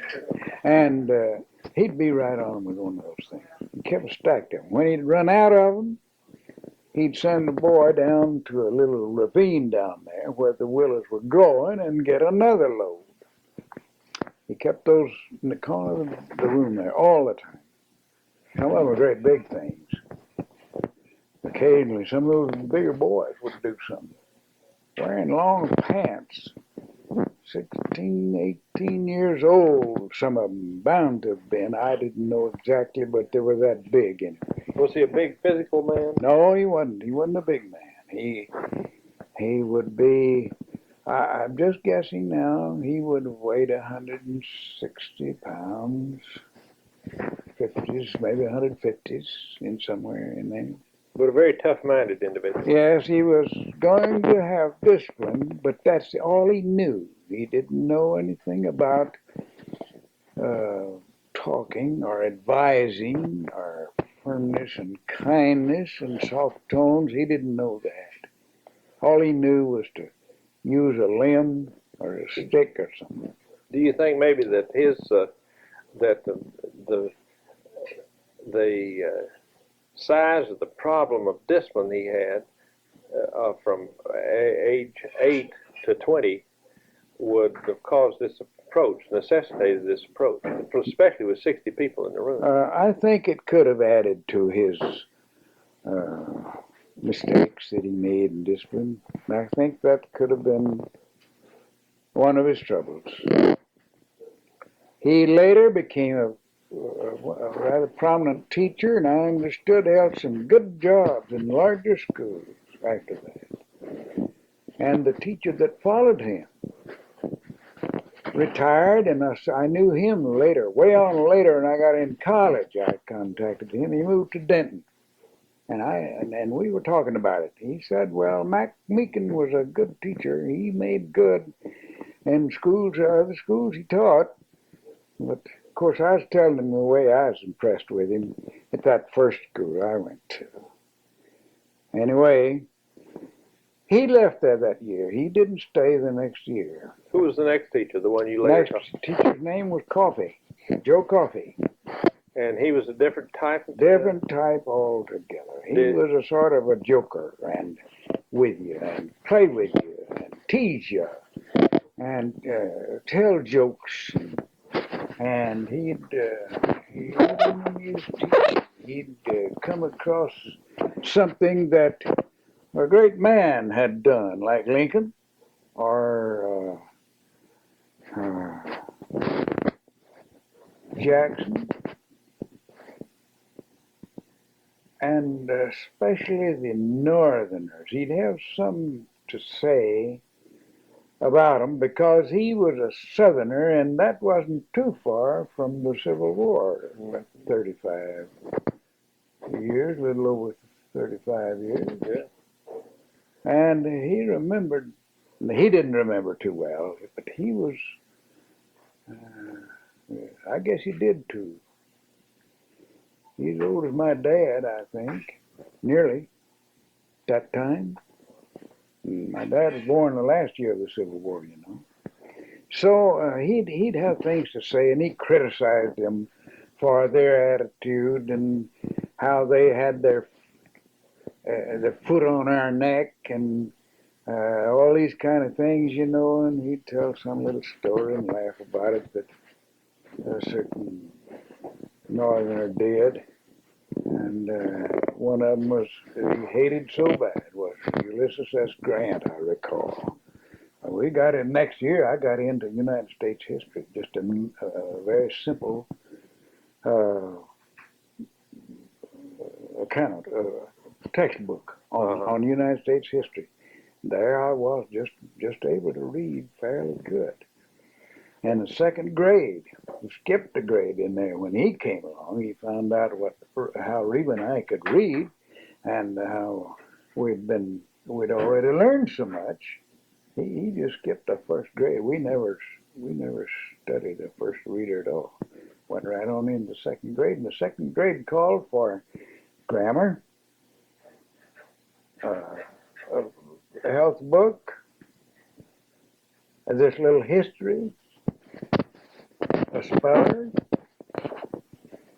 and a writing book like they put out there, practice writing, you know. And little writing taught that, let us practice it. He didn't teach it anything, just let us have that to practice with and copy those lines, try to. And so we had a bunch of books to take to school the next year. Only that little first reader or primer the first year. Compare him and his method of discipline to the McMeekin's method of discipline. Was his type of discipline as successful? Did he have any problems that came up that he couldn't handle? Occasionally, he'd whip them too. His method, all their methods then was a willy limb, and he kept his also, but he didn't do near as much of it. Not near as much of it. He'd holler back there and scold them if he saw them laughing or giving attention to something else, kind of like Mac Meekin. He didn't want them playing anything and pulling anything, of course. But you would say that he did have a successful discipline system. But they liked him. Uh-huh. Nobody liked Mac Meekin. They just dreaded him. They hated him because they were afraid of him. And he never said, they never played with him, and he never did joke me or play with me or have anything to say to me that I know of, that I can recall, except some stern something about lessons. Uh-huh. That's all. And he whipped me again after that. That sure did hurt. I tell you, one day. You're talking about still talking about Mac Meekin. Uh-huh. One day, there's some boys there, got to cutting up a little. He was busy with the class. When these boys could watch him, when he looked back, they'd straighten up, get the smiles off their faces, try to. And they succeeded. They were older students there than I was. And there's one of these boys cutting up all the time, and he had was pulling a little stunt playing there one day. He was cutting up, playing there one day, and he had his legs crossed like this. And he'd bring his fist from his knee, hit his knee, hitting his chin, and then his forehead. And he'd do that just so fast that we got, two or three of us boys got watching. I was sitting right across the aisle from him, and they had two of us on a seat, those long seats at that time. I did have a desk, and I remember holding my book up kind of in front of my face and slumped over, and I was sniggering, laughing at him. And these boys were watching him, I wasn't. And he didn't see them doing a thing, saw me doing that.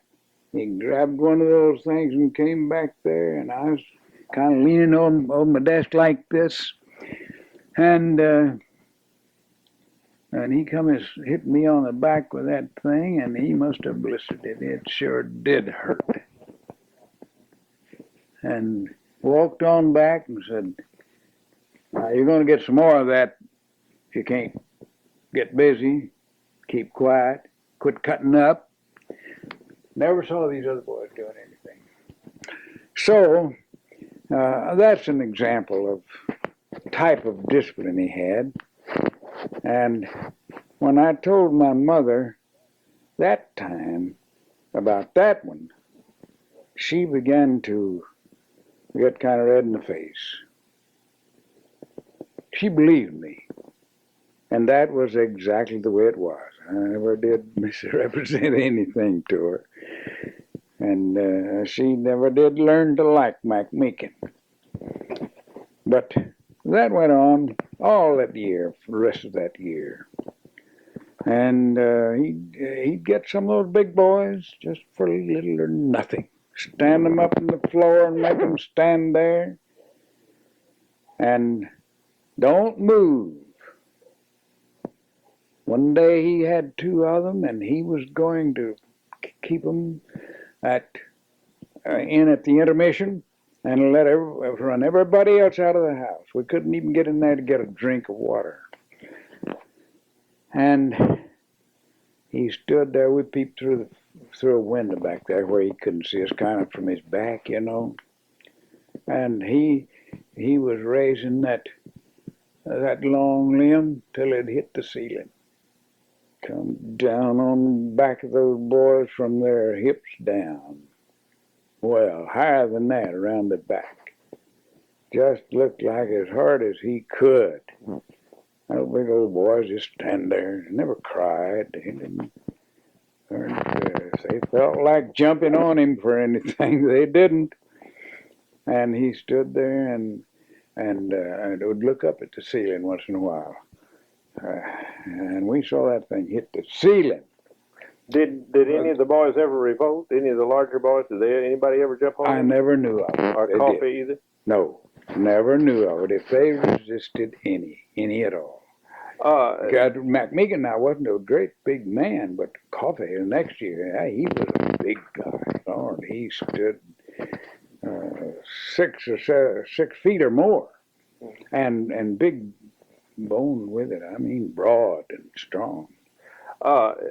I'm sure that the mixing of ages like this caused a little bit of social problem between the boys and the older boys and the younger boys, and the older girls and the younger girls, and then crossing sex lines also. For instance, bulliness and things like this. Do you remember anything like that? Any problems like that in this school?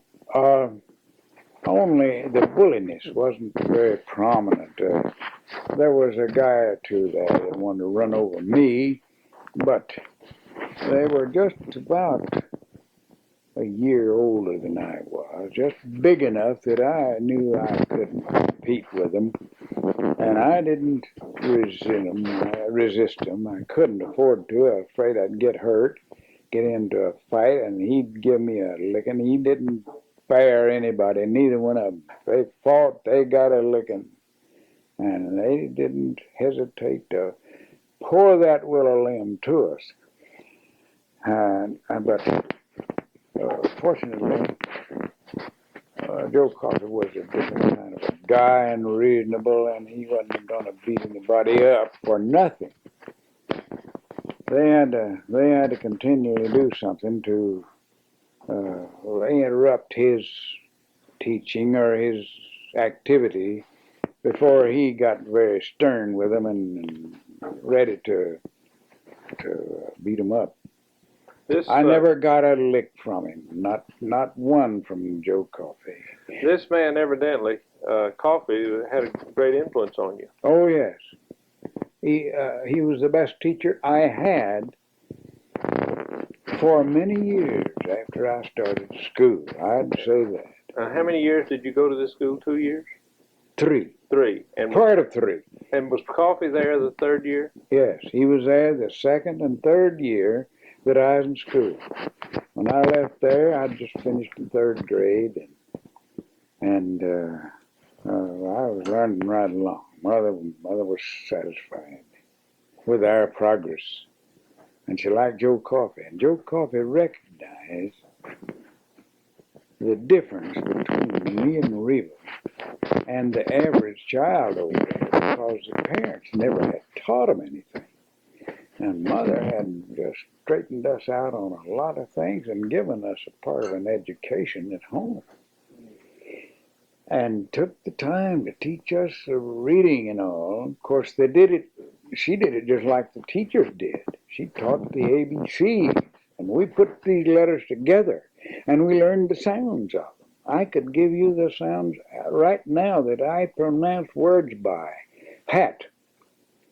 I'd know it. I learned when I was in the 2nd grade how that little curve was put over the A, to show a short sound, ah.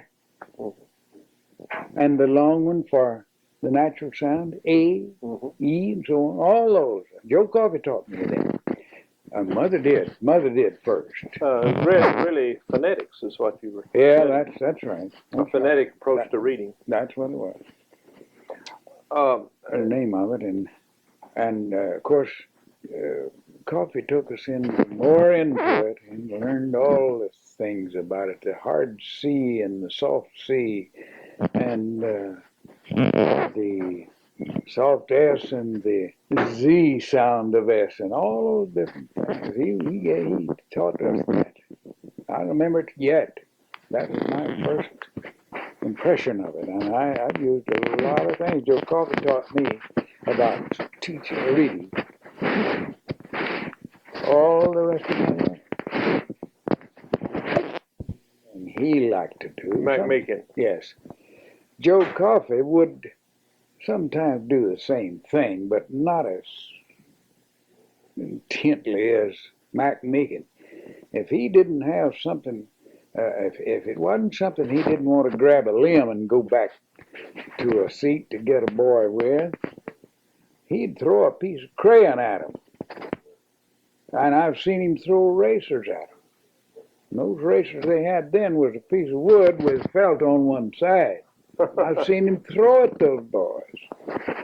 He never threw one at me somehow, I reckon. I tried to do right and keep out of trouble all the time. And after I saw what he was going to do there, I just didn't give him room anymore to do anything. But some of the boys, great big boys, a lot bigger than I was, talking, whispering to each other, not studying, and he'd throw a eraser right at him. Sometimes he'd hit them. I don't know how they stood it, but it usually hit a seat. Bang! One piece of wood against another, and that was a common thing in McMeekin. Every day that took place. Let me ask you one more question here about school. What was Grandpa Jones's attitude towards school? My Grandma evidently supported you very much, but I haven't heard you mention Grandpa too much. My father, your grandfather, never went to school a day in his life. He became the only boy at home when the others grew up larger than he was. And a girl between them and him, they got out and got jobs away from home. My dad was left there, and he had to help his father work, make the crops. That's why he never went to school. It wasn't a thing that was necessary. Just a thing you could do that might help you later on. It wasn't a necessary thing at all to go to school in his family. Could he read and write? Yes. How did he learn that? He learned that himself by maybe contact with other people, friends, and learned about arithmetic, how to figure arithmetic, multiply and divide and subtract and do those kind of things. He knew that. And he could write a letter that anybody could read. And he read slowly, but he could read. And he learned, of course, what the newspaper language most of it, and knew pretty well the meaning of words. I don't know just what all he did do to educate himself, or that much. But, of course, he had mother. Mother went to school some, and she sort of a relief teacher where she went to school once. She could read well. And the one that pushed our education. Dad never took too much interest that way and said we are going to go to school regardless or something like that. Mother did. And as we got older, Dad needed us to help in the field and pick cotton and do work. And he wanted to keep us at home for that. But Mother never gave in on that. She said they've got to go to school and just well be at it. We just well face it. They've got to go to school. She stood by that. Mother was our greatest inspiration, of course, because she just believed in progress and education and refinement and wanted to see that we got all of it that was possible to have. Went right on through our lives, right on through high school and into college. She urged us to go somehow. And told me how I could do it. Get me a job of working down there. She'd read stories about Booker T. Washington, how he worked his way through school. And other great men had worked for their tuition in college, for their board, and that kind of thing.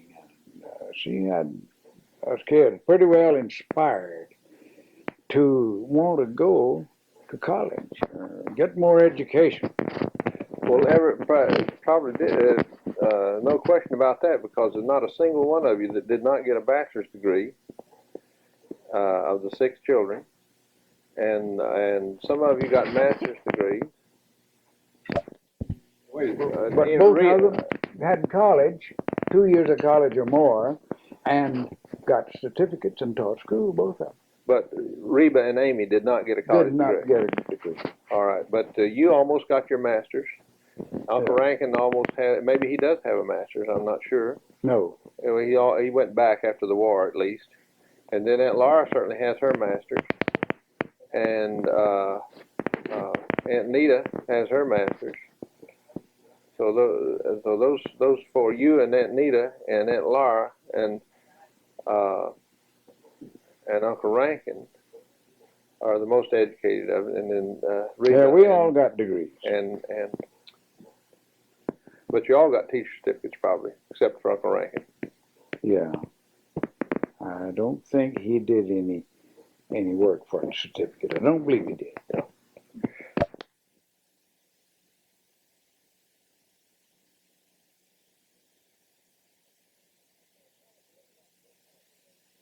All right, tell us a little about Joe Coffey, Daddy. A little bit more about him. This teacher, Joe Coffey, was, as I said, sort of a joking fella, and he loved to tell stories and find something funny to tell about somebody, make up a joke. It got away afterwards, after I saw him, and I wasn't under his instruction anymore. He'd tell people in my presence that when I started school over there, he asked how you would spell my name. How I would spell his name. And he said I would answer, the way he spelled his name was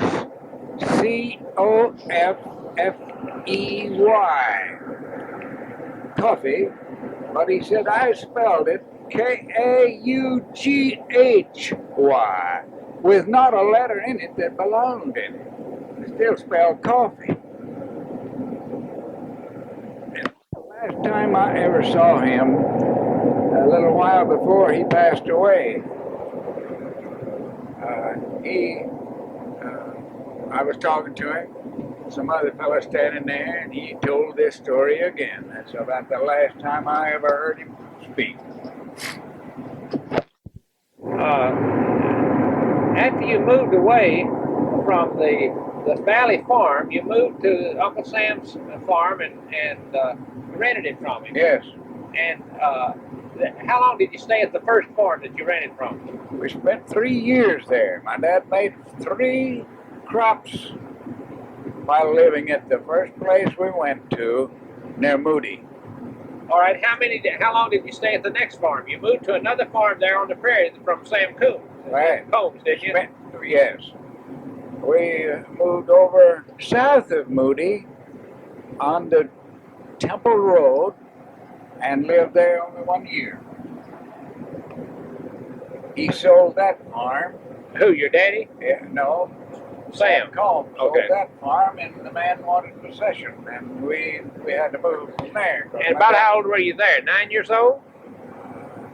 That was 9. Now we made it. He made a crop at this place that year. I was 12 years old until October, and we were just harvesting the fall crop then. And when I left there, I was 12 years old. We moved away to another farm. Whereabouts? Farm was a little farther west, not far from the one we moved from. But it belonged to another man. It belonged to a hardware dealer in Moody by the name of Clay, Archie Clay. Dad spent only 1 year there. All right, how about this 5 years you spent up by Moody, between Moody and Eddie? Was that where it was? Yes. All right, did Grandpa make a pretty good crop, or Yes. was he making money? He made good crops there, was making money, right, at this place, because we never had a bad season. That place, I recall how much cotton we pulled out of that place every year we were there. I got to be a regular hand in the cotton field by that time, and I was picking 15, 75 pounds of cotton a day. Big deal for me. My age, 8 or 9 years old, 7 or 8 or what? I thought you were 12. Oh, you were 8 or 9 years old when you got there. Yeah. Yes. Yes. Okay. Tell me a little about yours and Aunt Reba's and Aunt Amy's and Aunt Nita's relationship at that time. Let's start with Aunt Reba. What kind of a child was Aunt Reba? What kind of student was she? How did she get along with you, and how did she get along with Grandma and Grandpa, and what kind of moods and so forth? Can you describe her as a child right on up to the age of where we are now? Yes, your Aunt Reba was very good company for me. I was the only boy, and she was near my age, and we played together constantly. I had no boyfriend to play with at home. Probably two. And Amy was still yet pretty small, and she didn't fit into our activities too well. In fact, I recall that many times we tried to run away from her to keep her from bothering us while we were playing some sort of a game, and she wanted to participate, of course. I look back on it now and feel sorry for her. What about Reba in school? Was she a good student? She was a good student, a better student than I was. Made a better grades and somehow caught on to a lot of things quicker than I did. And we were good. I know Joe Coffey wrote my mother a note. I never did see it. Sent it to her. I took it to Mother. And she kept it, never told me what it said, anything about it. But it was a very complimentary letter about the quality and type of students that Reba and I were. It was very good. And Mother didn't show me that until I was grown, after I was a grown man out of high school. And she still had it. And Amy didn't start to school until we moved to the Clay place. We were going to school at this Liberty Hill, the first place we lived out there. She wasn't old enough to go. And didn't start until we got to the Archie Clay place, and we were in the Moody district then. We went to a town school, something big and unexperienced by us. We'd gone to country school before then. And this is after you left your elementary school in Coffee? You're talking about yes. And then you and Reba and Amy